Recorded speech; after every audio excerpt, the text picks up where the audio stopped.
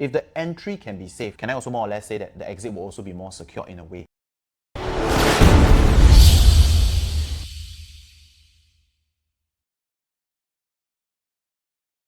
Welcome to the first episode of our new launch review by our QIA Real Estate Investment team. My name is Kenneth, I'm the founder of this team, QIA Real Estate, and we have Anne, which is next to me. So she's actually part of our investment team. You want to say hi? 你可以讲 hi 真的 But anyway, so today definitely we're going to be focusing on one project. So this project, which is bound to be launched, which will be Robertson Opus. Whatever that we share with you today is based on what we know as of 19 June. So as for Robertson Opus itself, so it's actually 348 units, 999 years leasehold. So located in District 9, which is our Orchard River Valley area. So the expected TOP you're looking at is about Q4 of 2028. So of course, the preview that we are looking on is on the 5th of July 2025, as well as the ballot date 19 July. In fact, today I went down to have a sneak preview of the show flat. By the time you guys really see the show flat itself, might be a little bit too late. So take this time to look through all these investment videos to see if this product itself really suits you, and this is what we're going to be sharing today. So moving on to location. So moving on to location overview. In this area itself, we have reputable primary schools such as River Valley Primary as well as St. Margaret. It is also walkable distance from Fort Canning MRT station. It's just a 5 minutes walk away. So if you like to cycle, we can cycle to Clarke Quay as well as Great World. So for shopping wise, don't have to worry as well, because UE Square is just 2 minutes walk away, and we have Quayside as well, 3 minutes away. So if you are looking at CBD areas, we have CBD, which is a 7 minutes drive, as well as MBFC at 7 minutes. As for parks, if you're planning to walk your dog, we also have Fort Canning Parks that is 7 minutes walk away, as well as the Alexandra Park Connector that is a 7 minute cycle. Definitely, if you realize this area, whatever you need, it's an all-in-one. So in terms of unit mix, you're looking at about 11%, which is our suite. We even have 1 bedroom, about 11%. So the majority you're looking at will be the 2 and 3 bedders.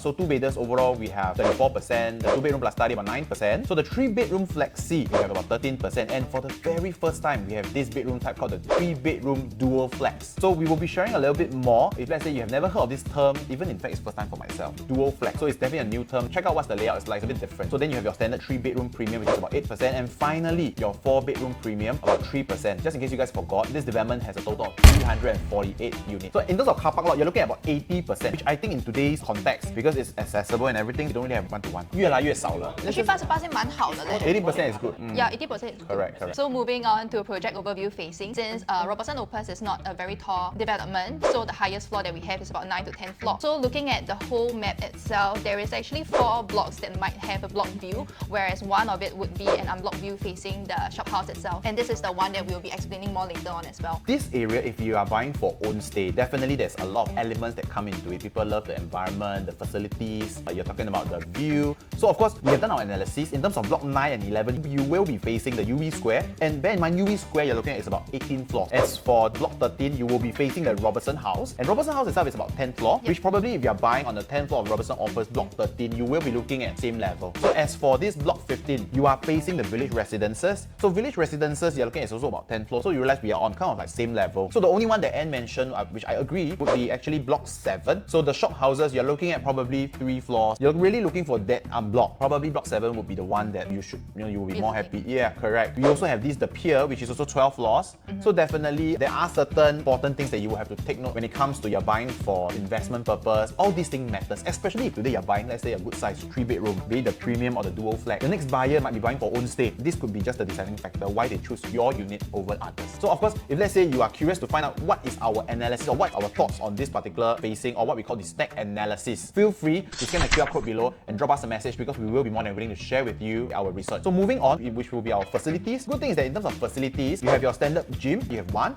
your swimming pool, you have 2, and barbecue pit, you have 2. But of course, it doesn't come with your tennis court. Tennis court is important, or it's a signifying element that if you have it, it's like a full condo facility. But at the end of the day, there's no right or wrong. So it depends on whether do you really play tennis. So now moving on to the most exciting part, which is the unit analysis. You must understand the difference between stack analysis as well as unit. So the different kind of floor plan will generally also determine the kind of profit they can be making in the future. For the interest of time, at the show flat, you will have your suite, you will have your 2 bedroom plus study, you will have your 3 bedroom premium as well as your 3 bedroom dual flat. We won't be sharing any of this layout, so we'll be diving straight right into the 2 bedroom. So for the 2 bedroom, we can actually see that there's a traditional layout with a walkway toward the living room, and we have 2 bedrooms at the side. So one good thing to note is actually that the kitchen is enclosable, and a very good point is that the kitchen actually has windows as well. So normally to have a 2 bedroom having windows, honestly, you guys should be aware, or maybe if you're new to the channel, let me share with you. Normally they will prioritize the corner unit to be the bigger unit size, which is the 3 bedroom or the 4 bedroom. They will be able to have windows in the kitchen as well as the bathroom. So like what Anne mentioned, very importantly, most of the time maybe the masters will have a window, or else for the common bath as well as the kitchen, they will always come with a mechanical ventilation. So this is something that's different. But one thing to take note is that for Robertson Opus, it is actually a non-harmonized project. But other than that, I would say I do agree,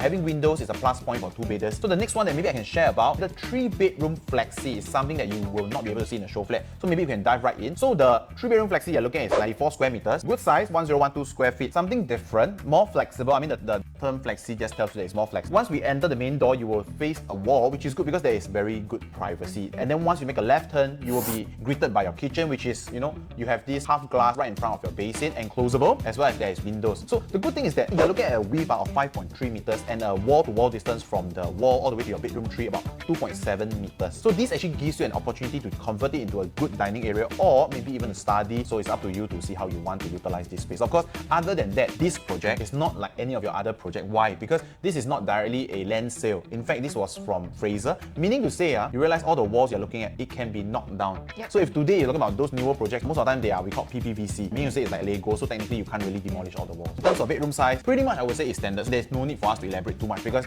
definitely you can fit in a queen size bed for both, as well as a wardrobe. As for the master, it comes with a balcony. Nowadays, a lot of 3-bedroom, they don't have balcony in the master. This is very subjective, whether you like it or not, but it's always good to have. That's all for the unit analysis, which we do not want to spend too much time. If let's say you are curious about one particular layout or one particular stack, is it suitable for you? Once again, you can scan the QR code below, drop us a message, drop us a DM. We'll be more than willing to show you our analysis. Like we always share, not every unit is suitable, may not be suitable for you, and making the wrong choice would then deviate you away from the path that you're looking for. So moving on to price matrix, this is a disclaimer that this is not the official developer's price yet. So this is the price that we have analyzed, and that's how we came up with the whole analysis. So the price that we are actually looking at is 3,200 per square feet to 3,400 per square feet. So this would be a safe range for us to actually gauge how much budget you actually need in order to buy the size that you're actually looking for. 3,002 to 3,004, that does not justify anything. Right? At the end of the day, when you want to enter a project, you should know very clearly what is the walk-away price. From an investment standpoint, you need to have that figure very clear. Once it passes that mark, honestly, it don't make sense, then hopefully you get to see this video before you make the right choice. Other than that, you can let us know what's your thoughts or what you think would be the best price to enter at. Because today,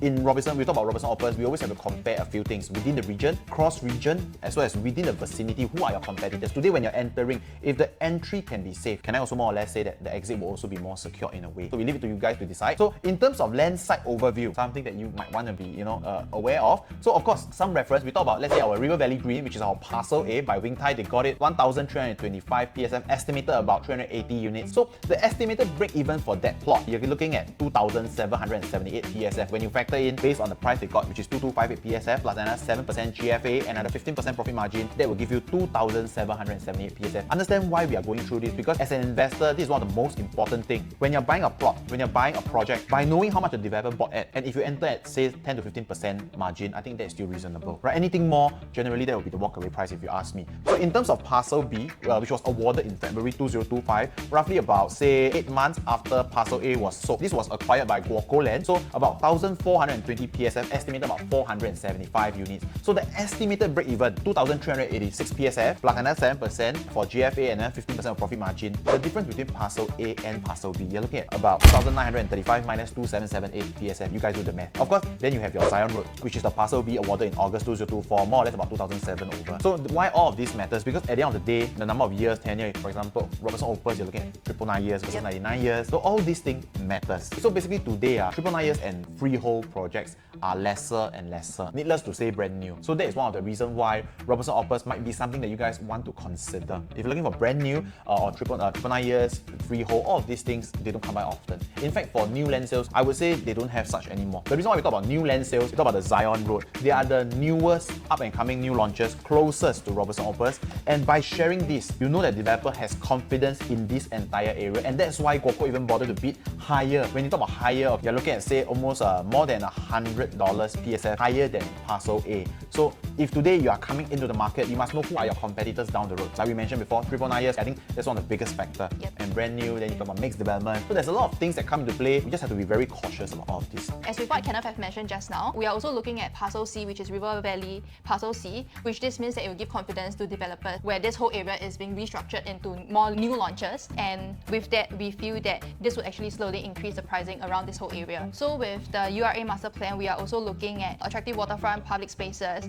and we've also rejuvenating the whole side of Singapore River. So moving on to the last point, there is also connecting the greens from Orchard to Singapore River, so it is also a pleasant walking path within Fort Canning Park as well as Singapore River. And with all this exit strategy, I feel that it gives the buyers a huge confidence whereby with all these new infrastructures and redevelopments going on, then it would place us in a higher perspective where it will be easier for us to exit in the future. Definitely going to have very, very strong demand. I think most important is that whatever Anne has mentioned in terms of the unrealized profit because of the increasing land prices as well as the new transformation, all these will definitely be supporting the prices of the future. There's a lot of new land sales going around in the area. It would also mean that with all the new developments, prices would definitely go up. Definitely, we have done the exit strategy portion to justify whether or not prices can be supported. But let's take a look at today. Is the entry even safe to begin with? So I think the closest proximity that we can compare with, you're looking at, will be our Canning Hill PS. Why do I say it's a good comparison? Because it is really in close proximity. In terms of distance to Fort Canning MRT, Canning Hill PS you're looking at about 3 minutes, Robertson Opus about 5 minutes, slightly further. In terms of TOP, Canning Hill PS looking at 2027, but it's a 99-year leasehold. As for Robertson Opus, we all know it's about 2028, maybe you say 2029, but it is a 999 years. Likewise, good thing is that both is non-harmonized. So in terms of PSF, I would say it's easy for us to compare. The interesting thing is that I would say for this Robertson Opus, it really depends on quantum. Quite the quantum play. Why do I say that? Because today, as a first-time buyer or as someone that wants to live in such a interesting or such a fun, lively area, you have a budget of say 3 million or maybe 3.5 million. You want to go for a good size, say 3-bedded. Can you find any other developments aside from perhaps Robertson Opus? Let's say you said you're looking at the Avenue, they are about 4 million and above. Robertson Opus, yes, we are slightly smaller, but because of that, it allows you to live and enjoy the same amenities around the area. But of course, when we compare Canning Hill PS and Robertson Opus, we're going to be comparing the Canning Hill PS 2-bedroom plus study and Robertson Opus 2-bedroom plus study. In terms of the Canning Hill PS 2-bedroom plus study, I would say the most obvious thing that I notice is the bathroom. If you observe the bathroom too, it doesn't come in a Jack and Jill form. Whereas for the Robertson Opus, in fact, the bedroom too has direct access to the bathroom. So the whole layout itself is more squarish. The floor plan itself for the Robertson Opus is more squarish. As for the Canning Hill PS, it's more of a longish layout. And I think the position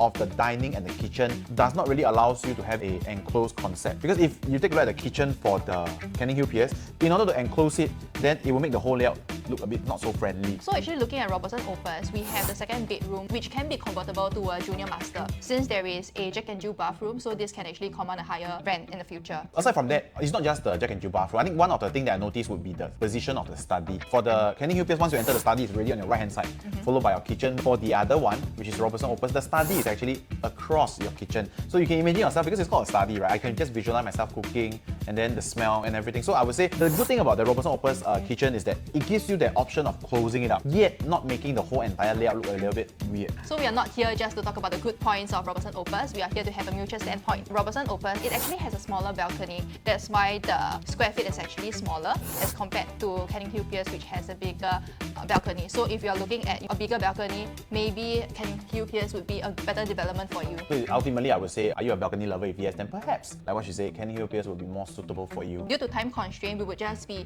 talking about these two comparison. However, if you have other unit types that you are looking at, you can feel free to scan the QR code over here and we'll get in touch with you. So the most important thing, as I was sharing with you, would be the PSF. So the Canning Hill PS 2-bedroom plus study on the 8th floor, about 807 square feet, recently transacted in April at a price tag of 2.65 million. Okay, so this gives you a PSF of 3,289. As compared to the Robertson Opus 2 plus study, size slightly smaller due to the smaller balcony, 743 square feet, you're looking at about 2.45 to 2.53 million. So the PSF, the range will be 3,003 to 3,004. Of course, based on our estimation, like we mentioned, so here comes the question, is it safe to enter? So like we said, we have quickly summarized already. One is 999 years and one is 99 years, one is 3 minutes walk to MRT and one is 5 minutes. So there's so many things. But whether or not you should buy, here are 3 reasons maybe why you should not buy Robertson Opus. For example, the first one with facilities. If you're looking for a project with extensive recreational facilities like say multiple pools, tennis court, basketball court, perhaps Robertson Opus might not be something suitable for you. Aside from that, location, if you're someone that loves quieter residential area over vibrant lifestyle, you don't want to stay near the hustle and bustle, you don't love Singapore's river like nightlife,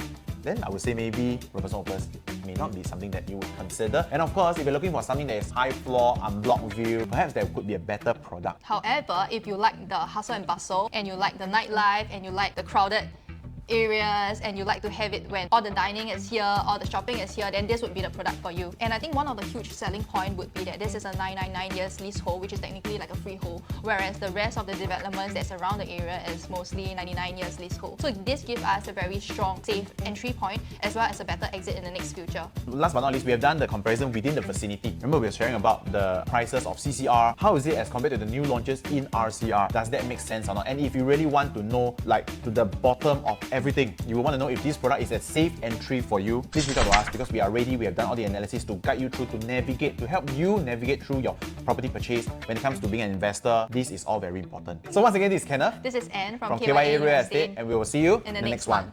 Like our content? Subscribe for more.